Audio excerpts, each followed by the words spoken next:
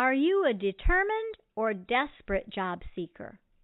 When you're anxiously awaiting your next job opportunity, sometimes it's easy to walk the fine line between being a determined job seeker and a desperate one. Of course, it's not uncommon to feel desperate when you're ready to get a job, but being desperate is something that should be practiced in the privacy of your own home, not where others, namely prospective employers, can catch wind of it. If you're not sure whether you're giving off the air of determination or desperation, here are some ways to make sure you're coming off as a determined job seeker. First, keep the usual formatting in your resumes. Desperate job seekers have been known to do some crazy things when trying to find work. One has been creating the crazy resume that is meant to garner attention but actually steers people in the other direction. You may feel that you're in the middle of a last-ditch effort to get someone to pay attention to you, so you want to submit your resume in a quirky font or add hearts as bullet points. What do you have to lose, right? Well, there is actually as much to lose today as there was when you started your job search right after leaving your last job. Don't allow the search to drive you to do crazy things. Instead, keep your composure, submit a great traditional resume, and feel confident that it will help you get hired. Second, follow up, but don't harass.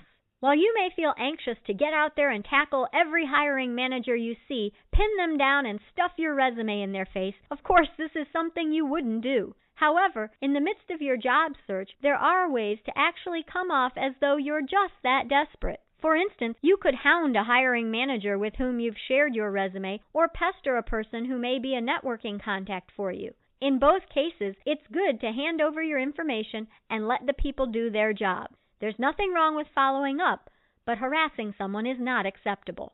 Third, don't overstress your search. It's good to dedicate quality time each day to your job search. In fact, many say that it's good to give an entire workday's effort to the search. However, you don't need to spend every waking hour looking for a job, contacting individuals, blogging, and sending out blasts on Facebook. You have to allow some of the search to manage itself. A good way to remedy this is to spend time outside or enjoying some other favorite activities. Being anxious and desperate doesn't really help you and won't have a hugely positive impact on your search. Whether you're turning in crazy resumes or telling an interviewer how anxious you've been to find work, there is such a thing as being too desperate. So take time to pace your job search and make sure to relax so that the process doesn't overwhelm you.